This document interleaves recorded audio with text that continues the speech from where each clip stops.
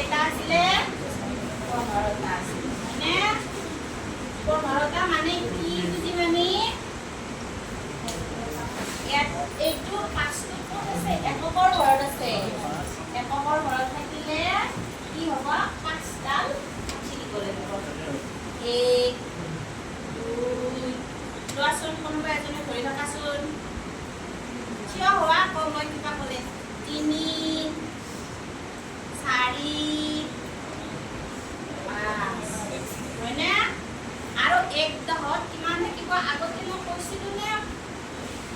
আগতে শিকাইছিলোঁ নহয় 1 দহক মই শিকাইছোঁ অঁ 1 দহত কেইটা থাকিব 10টা থাকিব এয়া 10টা 1 দহ হয়নে 10টা কাঠিৰে এটা মুঠা বনাইছোঁ এইটো হৈছে এটা মুঠা এক আছে এটা মুঠা হয়নে তাৰপিছত এইটো এককৰ ঘৰত যে 5 আছে এয়া 5টা কাঠি বুজি পাইছানে নাই পাইছোঁ বুজি পাইছানে নাই